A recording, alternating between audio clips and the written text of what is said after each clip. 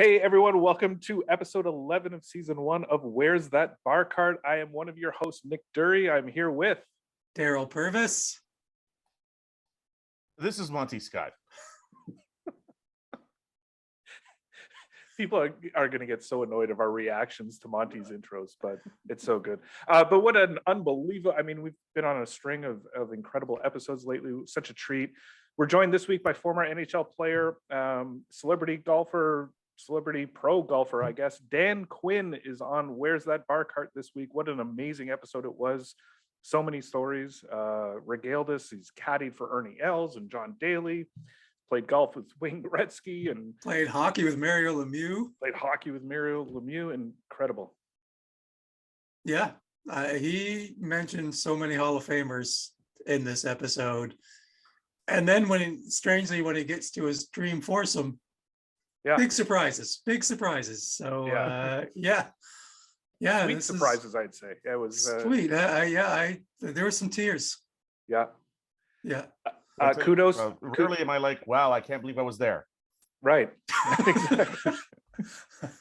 Kudos to our good friend Garrett Joyce for connecting us with Dan and suggesting him, and he lived up to Garrett's recommendations in terms of being a storyteller. So I know you guys will love this episode. Keep listening, share it with someone, and keep playing well out there. Just north of West Palm Beach. Amazing. Sir, how long have you been there? Over 20 years. When I retired in '97, I was playing those tournaments. So I started coming down here to keep my game, the Lake Tahoe tournament and stuff like that. So I was down here in the winters and then did tour school a few times, but just called it home since then. 98 and 99, spent winters and went back to Pittsburgh. But since 2000 or 2001, as my nest egg shrunk post-retirement, I chose one home. So I came down here. That's great.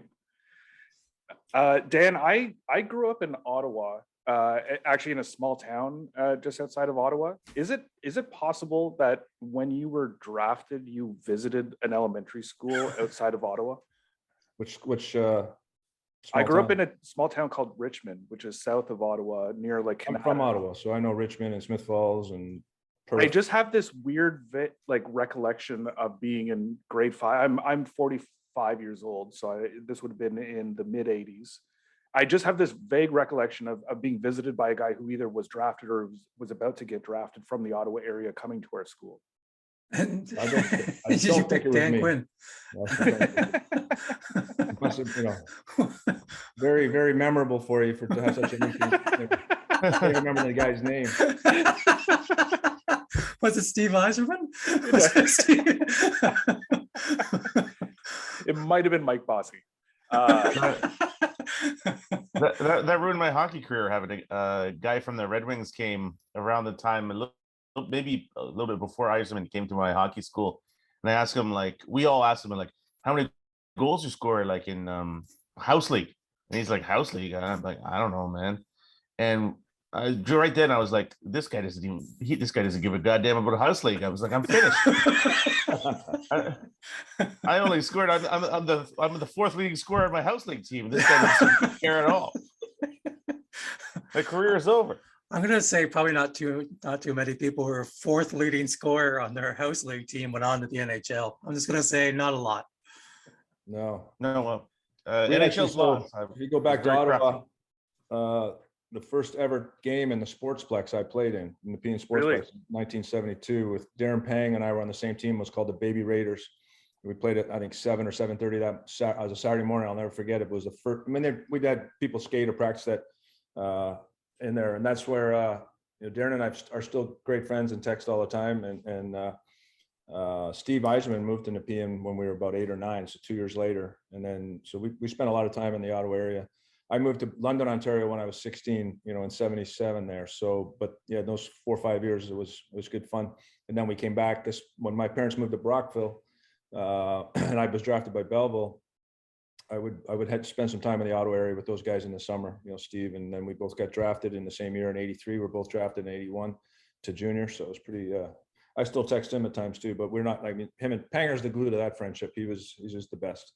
That's great. Yeah. Where would you play golf in the Ottawa area back then? Because I know you started playing as a kid, right?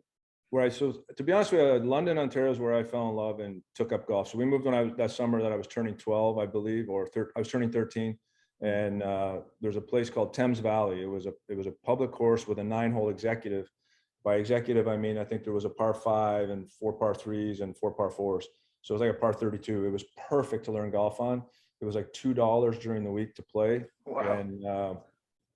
And so that's where, and there was an 18-hole course that once you got good enough, you could play it. But I ended up doing what, as I say, I still try to do. I started caddying, I worked in the bag room there and in the pro shop just so I could play for free. And same thing when I worked on a golf course one summer too. But London's where those 4 years I was in London, the golf, that's where I played my first, out of there, I played my first Ontario Junior, my first Ontario Amateur when I was 16, up in Toronto at Spring Lakes, I think it was. Oh yeah, I'm a member there actually. Yeah, so it was like 1981, the year I was first overall in June of 81 to the Belleville Bulls.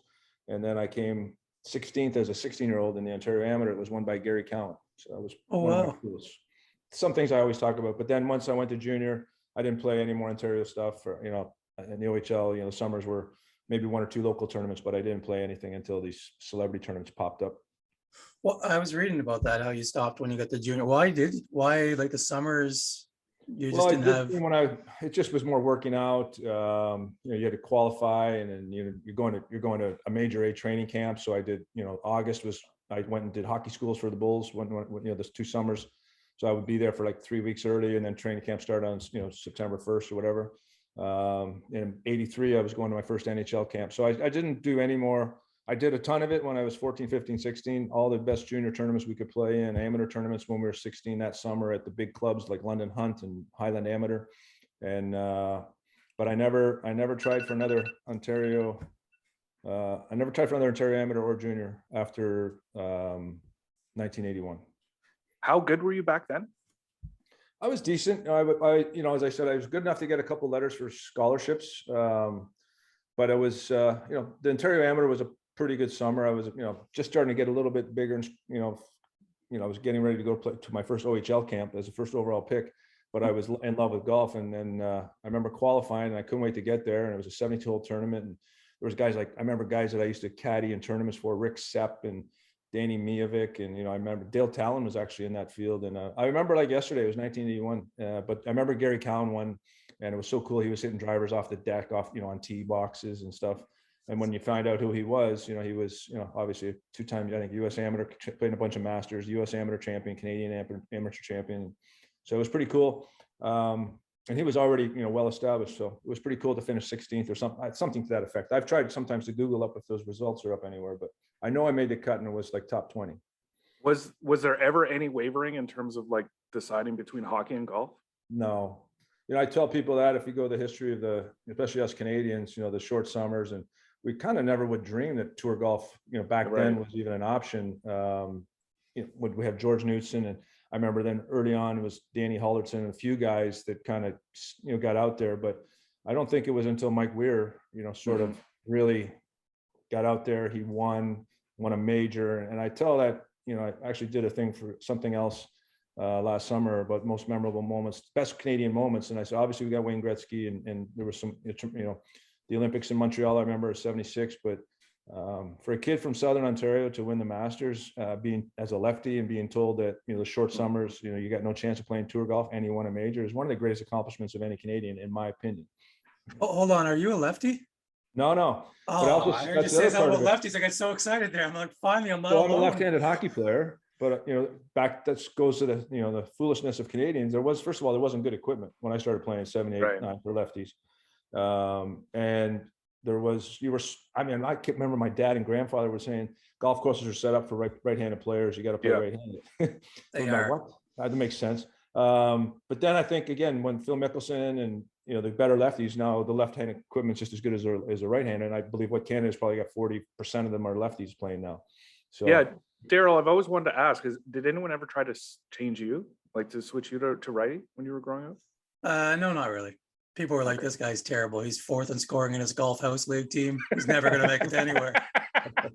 That's. I remember when Danny Mijovic came to my school and said, nah, you don't have a chance.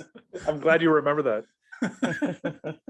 Well, I remember I was choosing between I was trying to play hockey and I was playing a little bit of golf, but then I was working at Pizza Nova, and you know, you got to make a choice sometimes. And I was like, listen, these pizzas not going to make themselves, and we got to make this thing happen.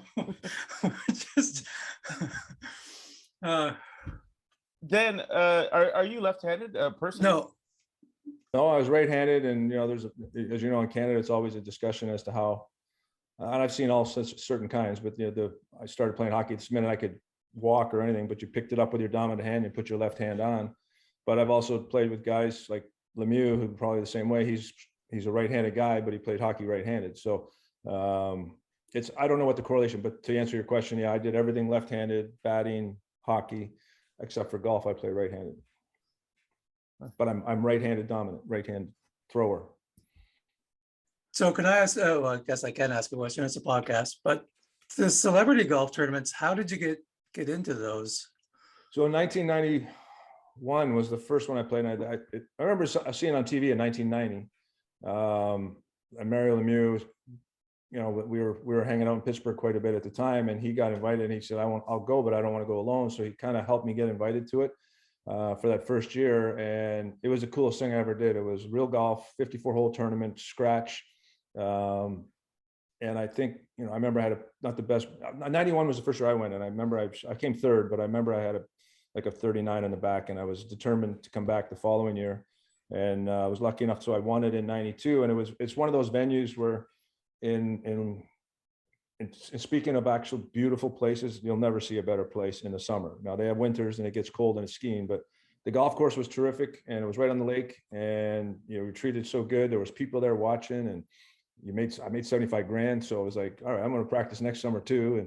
And I ended up, when the last year I won in 2012, 20 years later, there was 125. So it was always worthwhile if you're a good player to pick up a nice check. And I say that remembering that, I averaged, I didn't average. I mean, we didn't make that much money back in the, I think I was 200. I made 250 in 1992. So I made 75 in a golf tournament in 1 week or 3 days.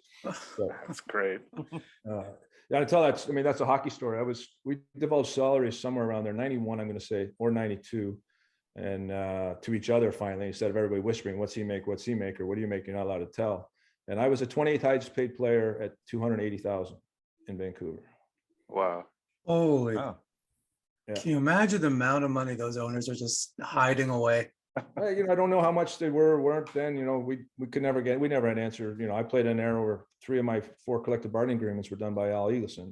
He did jail time. So Jeez. Right. we got, you never knew what was actual until the guys realized that we were better off not keeping secrets to each other. And then the contract, and everybody will argue. I mean, I'm friendly. Wayne Gretzky's moved down here the last 7 years. We've kind of reconnected, and not the name drop, but I am. But we get talking about how salaries and again, I use the divulging of them, arbitration, because then you knew what somebody made. You said, well, I have my stats are as good, so you could go to arbitration. But when Eric Lindros got drafted in '93, think about this. He got signed for $3 million a year. Yeah. Hadn't played a game. Wayne and Mario were the highest paid players at 1.6. And I remember Mario going, well, I'll get double that. And that was it. He went right. So how did the owners find, how did he go from 1.6 to 6? And so did Wayne, in 93. And then that trickled down to Yzerman went to 4. And these guys were making, remember Bossy and Traches were making, I saw Guy Lafleur made like 120 grand in 1979. That was the highest. Their whole payroll was, it's just crazy how it kind of escalated. But that's where I use the analogy that once those guys went there, so a guy like me said, well, I got similar numbers as Steve or Patty LaFontaine. I never did it, but I should have. You could go to arbitration, and the owners were screwed, and it wasn't the best. The judge is going to go, well, the stats are the same. I don't care if he's not good in the room or he's not the character. Stats are the same. He gets paid the same. So I think that kind of that's one of the reasons for that the next lockout that we had in 94. Right. When you you're there winning golf tournaments, you needed that. You're like, I need this thing. how many years, Dan, do you think you took off from golf, like from the time you got drafted and sort of focus on hockey, and then picked golf back up again? I played golf every summer. Oh, you did? Okay. 12 years old. But I wasn't one of those guys that, like, you see, everybody assumed it was, because I love golf. There was, Foursome, Tom Barrasso, they get a chance on an off day, they go play golf. I didn't like to do that because I knew I wasn't going to be happy shooting like an 80 because I hadn't practiced, and it just was tiring. And I played a little bit when I was playing for the Kings. There was some afternoons where never the day before games, I felt like take my legs away, but we played a little bit. Played a little bit in Philly actually during the playoffs because we had a couple like 5-day breaks in between the series. I remember we played some, but hardly ever played during season. But once the season was over, at that time I called Pittsburgh home. It was a great golf community, and I'd play 4 or 5 days a week, if not more. That's great. And like, this is a bit of a silly question, but did you bring the same level of competitiveness from the rink to the golf course? Yeah, I think that's why golf's grown, right? I think there's a couple of reasons that it's become popular with the athletes, the NBA guys and all the hockey guys, is especially when you retire, they can still throw a 10 or 20 or $100 Nassau and go compete and get that juices for 3 or 4 hours, and looking forward to it from the night before. For me, I tried to play tournaments. I was playing tournaments, and for sure it certainly filled that void. In some ways it was better, it was a better controlling your own destiny and seeing how good you could get, nobody else to blame. Nobody slashing you, nobody punching you in the face, no coaches not playing you enough. So it was a lot of ways for me. And I went to tour school. I mean, I played well enough when I get retired, 98, 99, that I said, I was breaking par, pretty high plus handicap, playing pretty decent under pressure in tournaments. So I went to tour school a few times, but, realized early 2001 or 2 when I played with some tour pros down here that forget it. Just a But little what's the difference? Like, you're saying you're a plus handicap, you would kill the 3 of us in a round. I think Jesper Parnevik and I played the first. He was 20 something in the top 20 in the world, and he comes to the first tee. I'll never forget it. And down in Boynton Beach here in 2002 or 1, and he says, "How many strokes you want?" I said, "I'll play even." It was my home course, and I beat him. Wow. What? It was like 69 to a 70, and he came in after. He goes, "Whoa, I just can't believe it just happened." So and then he goes, "But what are you doing tomorrow?" I said, "What are you doing the next day?" He knew there was no way he was going to do 2 or 3 days and 4 days in a row. So, and then over the years, we play even games. But when you see a tour pro, the difference in their precision, power. In my case, some of our guys hit it. I wasn't the longest, but hit it long enough. But he was long, powerful. He had all these different shots. I had to play perfect to shoot, a couple 3 under, whereas he could shoot 16, 10 under anytime he wanted to sometimes. So anyway, when you see that ball flight, and then quickly there by like 2004, I played with another dozen of them, and I was like, I'm not going to some tour school when I can't even beat these guys here, so it's just a different level, and I think it's even grown more. Coming back to the things that it probably hurt my hockey career. I wish I could have learned to work out the way these guys do now, because back 80s and 70s, 80s, 90s, we just bench press and this stuff, do some squats. Then by this time, 2 weeks into camp, you lose all that power, or at least a guy like me. Or in the summer, you felt like you're losing flexibility and touch, and you couldn't play golf. So it was always now these guys, the way they all work out the same. Every athlete's kind of sports specific, but there's not a whole lot of other football guys. But if you watch the way hockey and golfers work out, it's very similar, and they're similar, lean, strong builds. Anyway, that's where I think. But the game of golf, the professionals are so good now. It's unbelievable. Are you nervous, like standing on a tee with Jesper Parnevik? Yeah, you're always. I mean, nervous is what I. If you learn to play competitive golf, I always say you have to use that as your friend. Sure. And then one of the, as I said, one of the things when I had a job, during one of the subprime crash in 08, 09, I ended up going out and caddying on tour, and you always knew that the pros were nervous, and I always said this for 2 different examples to Ernie. I said, "You ever notice you always shoot 75 in a pro-am?" He goes, "Yeah, why?" I said, "Well, you're going to shoot probably 67 tomorrow, and you're going to be nervous. Nerves are your friend. Nerves make you concentrate and focus and prepare." And so to answer your question, yeah, you're nervous, but in a good way. Like I've been on, over putts and certain things where, everybody calls it choking, but I always say just didn't process the nerves the right way. So Tahoe's, I had butterflies from the time I wake up, go to bed at night. When I had a chance to win, I won it 5 times and competed a few times. But those stomach butterflies, getting to that tee, and you just kind of control it. The first day was actually the hardest, but as the week went on, if you're into it, you kind of, all right, even though you're nervous, you had to focus with it and realize that it's just helping you concentrate and not be afraid of being nervous. But it's a trick box. Whereas hockey, yeah, you get the butterflies. We go out there as soon as you get on the bench and the national anthem goes, you just go. It's not the same as to be kind of controlled in golf, and you can't get too excited, you can't get too down. So.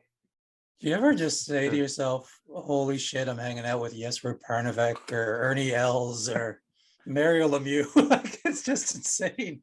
Well, I have to I've had a stand lucky- around with these two lucky idiots. time of it, and as I always say, I've got some still great friendships with some of the guys, and I burned a few bridges over the years. But yeah, I know golf was cool because I've been a huge golf fan since probably '77 when they called it Duel in the Sun. If you guys are too young to remember, but that was the summer I was 12, and Jack Nicklaus and Tom Watson were first and second at the British Open, but they were third place was 10 shots behind them, and they put on the show. And I remember, because I was a kid, but they taped delayed the British Open back then. They didn't show it in the morning, they showed it in the afternoon. And I was at the Thames Valley that I mentioned, and I bet this kid like $1 that Jack Nicklaus would win. He goes, "Oh yeah," he already knew. I went home and watched it. I go, "How did he already know that?" Anyway, Tom Watson won. But and then I'll just to carry on that Nomer as a golf fan and how it evolves to sports was, if you remember, in then '86, I was playing for Calgary, and I was living with Al McGuinness, and those guys used to always say, how can you play golf all summer? Why don't you go fish and do this? Al McGuinness was up out of his seat when Nicklaus won the Masters in '86, 10 times, he's a golf addict to this day from that day. And I remember, I didn't know if he's going to let me watch the Masters. We've just beaten Winnipeg out on a Saturday night. We're both lying on a couch. I said, "Listen, this golf tournament's on. Is there any way we could watch it?" He's coming out of his chair a couple times, and then you fast forward another 11 years. I think the same thing happened because he transcended sports was Tiger Woods' win in '97 to make it really cool for a whole other demographic of people, and not necessarily worldwide. That's becomes bigger in Korea, China, because that transcended the game. And basketball players, football players, baseball players all took it up a lot more, and it became a cool sport. And I think that's those two moments. Obviously, there's been more exciting ones since that day, but those two, in my mind, kind of were the key for the Masters transcend sports. You know what I mean? It's people watch it; they're not necessarily golfers. Yeah, I remember with my girlfriend for about 9 years now. The first year, it was her birthday. Took her out to dinner, and we had a waiter, and he was Australian, and it was a Sunday, and he came to the table and was taking our order, and I said, "How's your day going?" He said, "My day's going amazing. Adam Scott just won the Masters." And it's like, this is just an Australian waiter who's just having an amazing day because an Australian just won the Masters. I wonder if your girlfriend remembers that. I don't think she does. Not at all. But yeah, that's how it transcends sports. I want to talk about getting into caddying, because you said you caddied as a kid, but was it Daly that you first caddied for on tour, or? So that was when we had these celebrity tournaments, and the history of those was after 9/11 when the government gave out so much money, but then all these companies were monitored a lot higher, so they kind of died off after that. But in '98, '99, 2000, we had sometimes 10, 12 a year. And so that particular 2000 in June, I had a house in Pittsburgh, and there was a tournament there hosted by Mario, and I shot 14 under for 3 days. I was feeling good. And I get a call from this friend of mine who's just getting into the agent business. His name's Bud Martin. He's doing it ever since then. He's got Cameron Smith and Jason Day, and he's got a lot of the Aussies actually.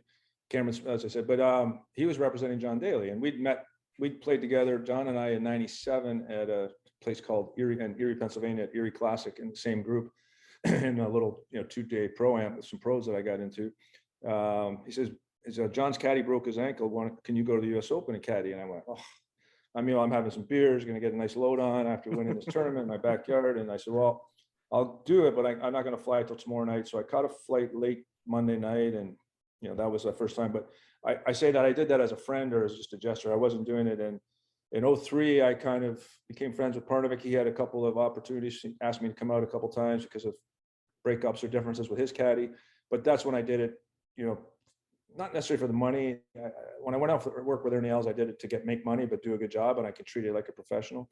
But I definitely treated it like a professional for Jesper as well. Did all the stuff that the other guys do. And that was like 6 times. But when I went out with Ernie, you kind of, I mean, my caddy the Masters in 2010, and I tell guys what I did, and they're like, "What?" I say, I'd already gone and walked the course before he got to the property. Like, what do you mean? And you have to put your bib on. You have to put that suit on to go walk the course. Yeah. But I'd already knew. I wanted to know where the tee was on 12. So if it was 126 and 12, I knew it was 138, because you don't want to be stumbling around trying to figure out yardages when he's nervous and wants to pull a club. So the same thing on 4. There's a part. Anyway, I just did a little stuff like that. Check out a few pins when you had time. But that's what these guys do now, and it's fast forward to how much money they can make now. It's a really decent profession. How do you figure out? I've always been kind of fascinated. I've caddied for a CPJ event, but I didn't know what the guy wanted. I was a kid and I didn't know what the guy wanted out of a caddy. Like, how do you figure out what the guy wants out of a caddy? Do you have an initial conversation, or do you just kind of by osmosis just figure Because out I was what a they want player, I from also you? knew, I was kind of I like to do things on my own. I didn't like to be told too much. So I've had a couple guys who were needy and they wanted every single thing. And I've read putts for some guys for 72 holes, every single hole, even Wow. a 2-footer. But I also say the best, when you do those practice rounds, the best way I can say that I try to take it is by the questions the player asks you. And over time, if you're paired with Ernie and Phil Mickelson and Tiger Woods or Steve Stricker, and I was first going out there in 09 and 10, you hear the questions they ask their caddies. That's the information you need to have. Right. So, that's where you kind of, the key to caddying for a professional is not to let them play the ball and worry about what they're doing. You're one step ahead. You want to be one shot ahead or one step ahead or what they're going to need next. And Are you ever? Go ahead. Sorry. Then once you give the information, then you got to think of, all right, next hole. So when they're on the green putting, I've done my stuff. All right, next hole is going to get the wind direction. You're going to get to the tee and tell them it's 265 to a bunker, 290 to carry it. You have all that done in your head. You don't wait to get there. You know what I'm saying? So but that's all. It was fun. It was that stuff I actually really enjoyed. I enjoyed the prep for it. I enjoyed lucky enough to work with some great players, and to be inside the ropes with the great players was also fun. And at the same time to kind of compete in that shape, even though you have really no control other than giving information and being good company. By being a caddy for those guys, did you learn stuff that improved your own game? No, it's kind of more kind of like playing house league and talking to Steve Eisen. Kind of was like, Jesus, I can't hit that stuff. I can't physically do that. So, you kind of, it didn't necessarily, it just sort of made me stay in my lane and where my abilities were. Did you really have guys that you've caddied for, they wanted you to read every putt? Yeah, some guys get nervous or they trusted you to read, and then literally there was never they would never go 5 holes. I mean, I caddied for Cameron Smith in 2015 at the US Open as a favor to the agent I mentioned, and we came 3rd, I believe. But I remember I read putts every single hole, like including 2-footers. Wow. It was just because it was now a part of the routine, and just kind of went up and you both looked at it, you said what it was and go. Then there were stretches sometimes when I did a lot of reading for Ernie as well, and a kid named Hugh Luton I worked for. The 3 that I say that I did the most with. But they do get needy, and once they trust you, it just reinforces what they're doing. And that's what I would do a lot of times too. If they said I got a ball on the left, I say good read. Sometimes caddies go, well, I got it. No. He's gonna go down with it. That just creates doubt. I'm thrilled to hear what your dream foursome is. This is I'm so excited. No pros. No pros. That's right. Sorry, Monty, I interrupted you there. Oh no, I was like, that's an incredible amount of trust to have somebody read a putt for you, and you're just like, okay, I'll just shoot it over there. Well, remember, we got to think of it's our money too, right? We get paid on how well they do. So yeah, you got stakes in the game. All right, Dan. We asked. Go ahead. Oh, it's good to financially incentivize everyone who's looking at your putt. I'm like, yeah, listen, you get a taste of this too. Exactly right. All right, Dan. We ask each guest the same par 5 questions. So, Monty, do you want to intro the par 5? I believe this is the par 5. Very persuasive. And so excited to hear your answers to actually all of these questions. But your favorite golf course? I mean, so much exposure, so much. You've done so much. What would be your ideal golf course, or what is your ideal golf course?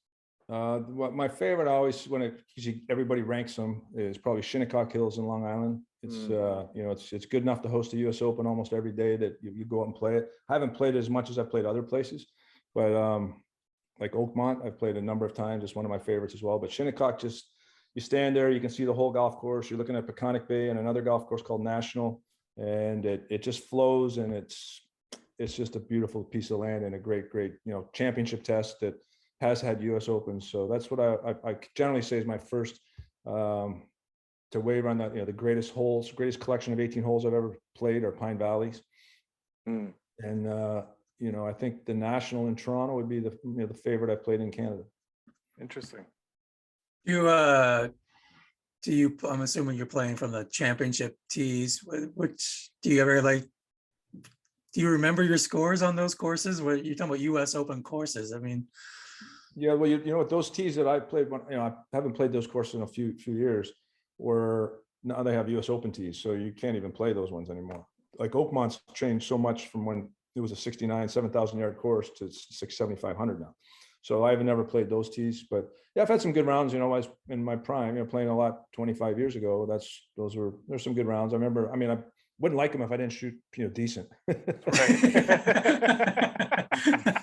If I had 92, I wouldn't be saying Shinnecock.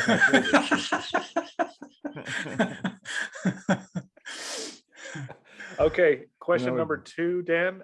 You can put together your ideal foursome with the caveat no PGA or LPGA players, anyone alive or dead. Who's rounding out your foursome?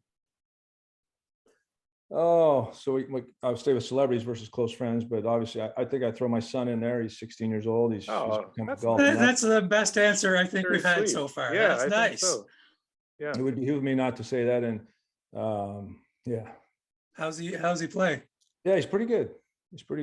He's named after my grandfather, so I probably put him in there. Because he that's bought me great. my first set of clubs, which he was a lefty. He played at Manderville and is it Manderlin on the Bay and outside in Ottawa. What's it called? Was it Manderley Golf Club. Oh, Manderley. Yeah, I know that. So that's Yeah. where I first played. That's where he was a member.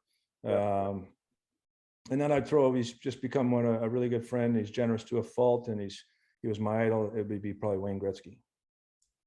Wow. It was cool. I mean, this is the kind of guy Wayne is. We played a father-son with it. He has a boy that's a good player. We played a father-son over Christmas this year at this course, which is called the Grove. If you've heard of it, it's Michael Jordan's new golf course he built down here in Florida. But we played his boy and Tristan and my boy, and playing the Grove. And then you go out there, and my son sees Justin Thomas over here, Ricky Fowler over here, Michael Jordan over there. And then Dustin Johnson came out and played 10 holes with us. So my kid was just shaking. Oh my God. Stuff, 50, he was 15 at the time. I says, that's a pretty cool day. Yeah. So it's pretty crazy down here sometimes. First of all, you're the first person we've had who said their dream foursome and actually got to play with some of them. Or all of them, first of all. Yeah. No, strangely, no one got to play with Mother Teresa. I always say that I use it in a different way. Who could you have 6 beers with that you've never So I would still haven't met Bruce Springsteen, even though I would love to have a 6-pack with him, or John F. Kennedy. Be kind of cool, or so I always try to act like I'm some sort of a scholar, but that when you say a president, that was sounding like he had a pretty good time while he was president. Sure. That's what I always say. So coming with golf, it's always going to be probably somebody that I've already played with, or I don't want to play with somebody I don't know if they're going to. They're fun to play with, right? So you don't want to play with somebody you don't know if they could be a jerk. I wanted to ask earlier, but when you were playing in the NHL, were you the best golfer? Well, there's always a little ego and all that stuff, right? And so I kind of whenever somebody asks me that, Tahoe's been going on for 30 years now. Yeah. And there's been a lot of hockey players, not a whole bunch. I know there's some guys that can really play now. But I won it 5 times, and the only other hockey player to have won it was Mario. And that's when I say that, so the guys that have talked, the Jeremy Roenick's and the Brett Hulls and the Grant Fears all played in that tournament for a number of years, but there's only one, Pierre LaRouche. Mario won it 1 time, and I won it 5 times. So I think in that, and again, there's some guys now, there's guys that I knew and guys that I know that are playing really well now. But I don't know that any of them go out and try to play or qualify for big tournaments, or, I played in a couple, which is not Corn Ferry. I played in a couple Nike tournaments. I played in Got to the second stage of US Open qualifiers. That's real golf, not celebrity. So, Yeah. you know, that's only I'd say, but I never say I was, I know a lot of good hockey players. There wasn't too many I was afraid of to say That's great.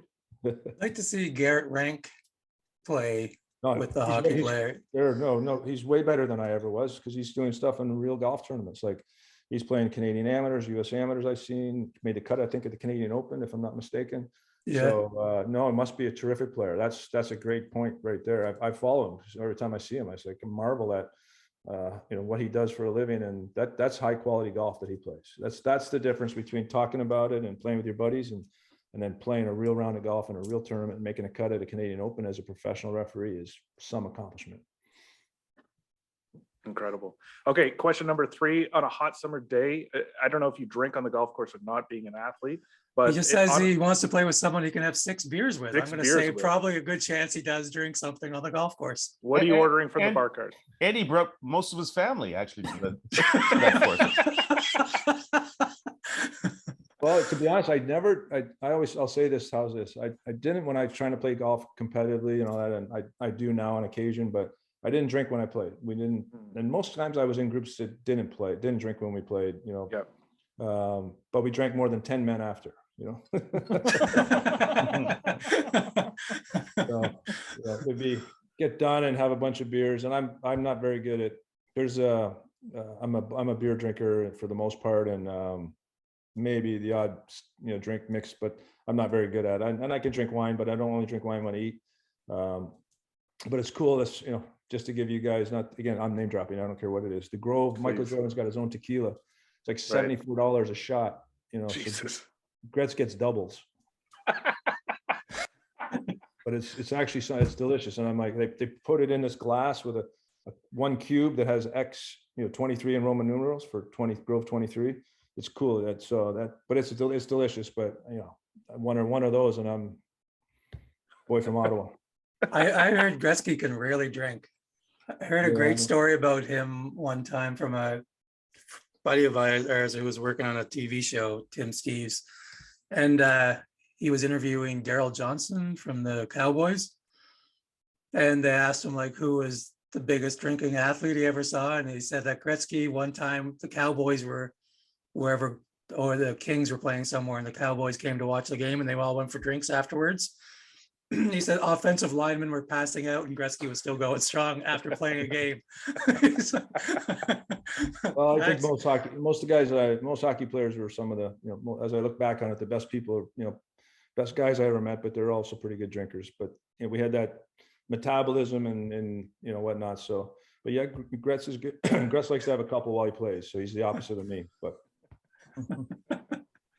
Well, maybe it's being slashed during your sport. You're like, I don't like people hitting me with sticks, but I wouldn't mind a drink.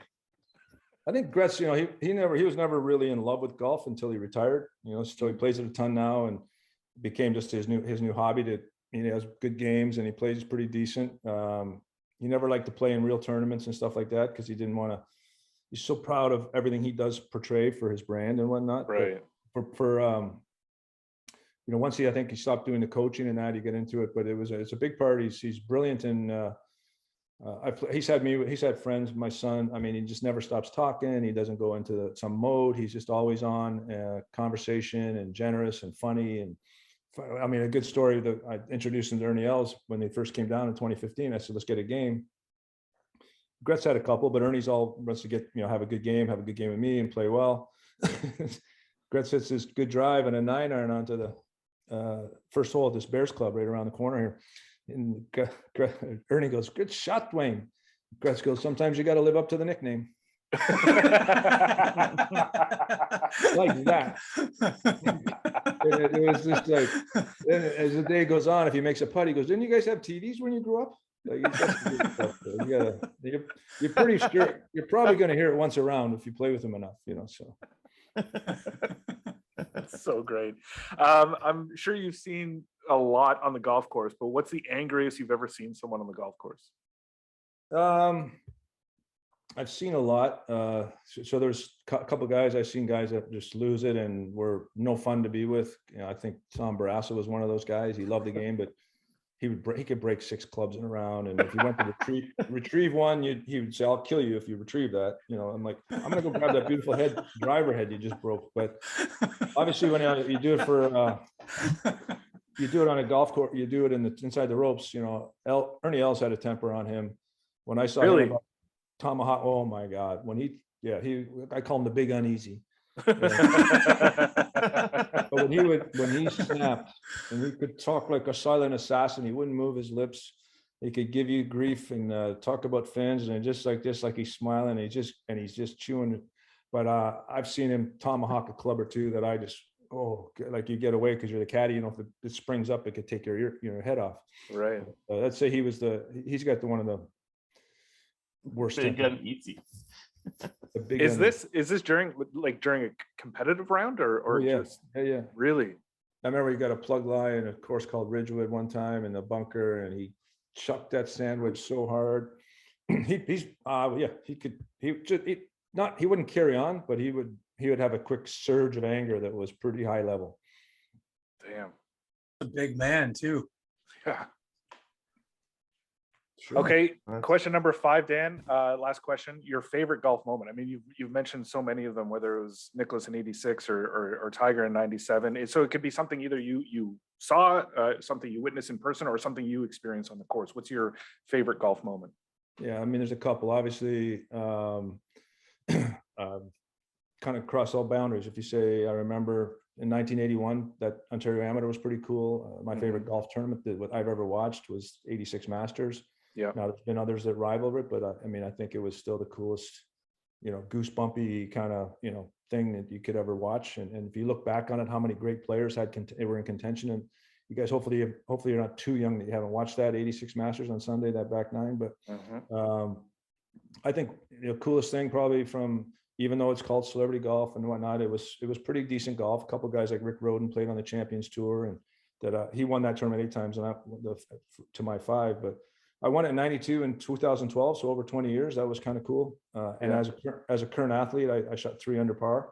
I was in the NHL and I shot 3 under for 4 days. So my winning score was 213, I believe. So that was kind of cool. And then, I think that unquestionably what's gone on in the last couple of years, being around here through, his ups and downs, for Tiger to win the Masters after, the incident down here, and then making the cut this year. When I've seen his leg, he lives right around here, and there's a picture posted the other day of his son plays in the same tournament my son played in 2 weeks ago, and he didn't have the sleeve on, and that leg is like it's just a zigzag. And so he made the cut in the Masters and the PGA this year.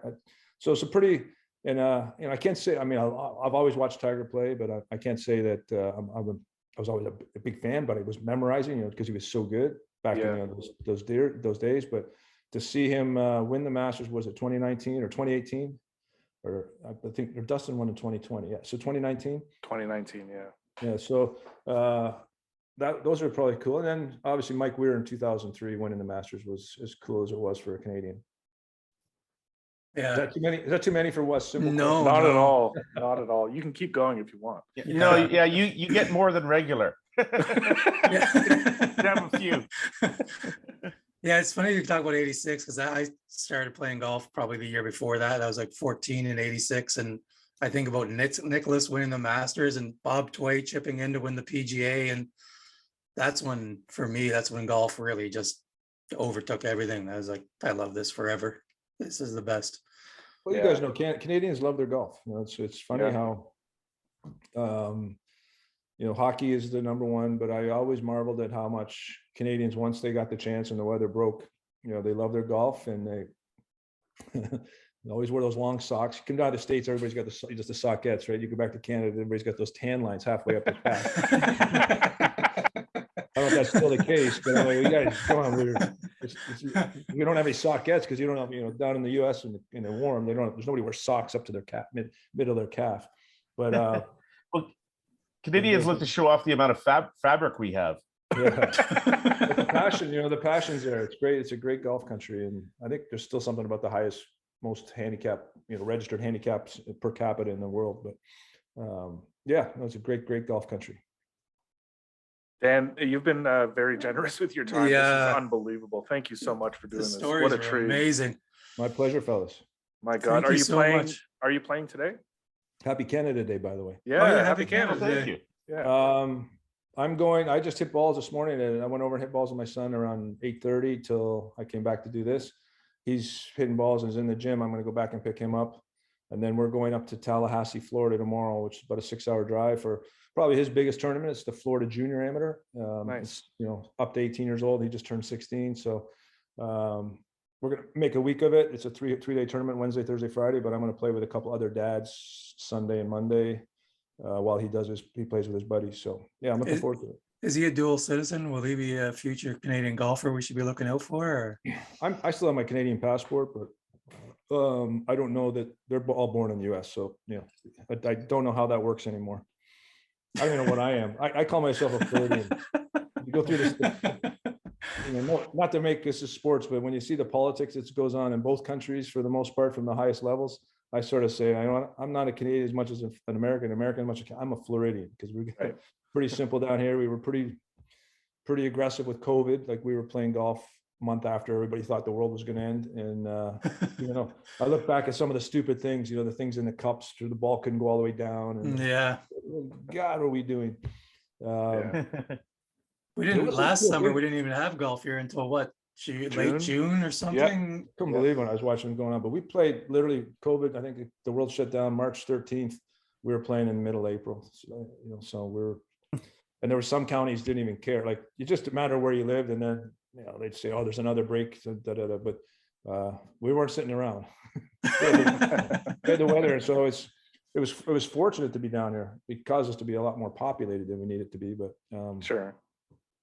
But yeah, so if you look at how everything's evolved, the way the guys are, and now this other controversy with Liv, it's just it's an interesting sport at the moment. I think It really is. Yeah.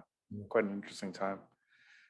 Thanks so much, man. This was so Yeah, cool that of was you to do. amazing. We really appreciate it. This was fantastic. And Dan, those stories are amazing. It's so great to hear about your life. Apparently, I've been doing it wrong.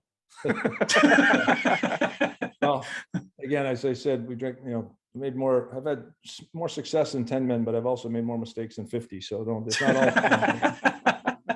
Like this you can do podcasts and talk about all the good, but there's a lot of behind the scenes stuff that you wish you didn't do or didn't happen. But it's like social media. Every time I get on, I go, "Is everybody just perfect?" I'm like, "What?" I feel so bad. I'm in a bad mood today. I can't look at this. So anyway, it's crazy. But. It was, and I don't think we mentioned it, but it was our mutual friend, Gare Joyce, who suggested that you come on. The hockey Yeah. writer. We're all friends with Gare because he dabbles in comedy, and he was the one who suggested we reach out. Yeah, he was telling us what a great storyteller you are. He's like, you Yeah. have to have him on this podcast because he talked about how he tried to pitch a lot of stuff with you back in the day and just how much he thought you were just so great. So Well, we really appreciate it. Guys, you get a copy of it, send it over. I'll have a listen to it when if you can email it to me. Yeah, For we'll sure. do. For For sure. sure. Thanks, Dan. All right. All right, Thank you guys, so thanks. much. There you go. That doesn't disappoint. Holy shit. That was Oh wild. man, see, this is what I mean. This motherfucker made me quit golf too.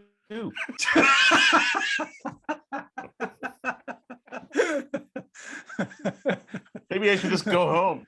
I am home. I'm like, just stay there, bro. We're leaving this in as the outro. For sure.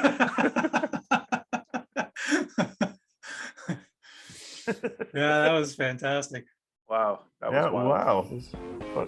It's unbelievable. Keep in mind that tree on the left side of the fairway. And something distracted him.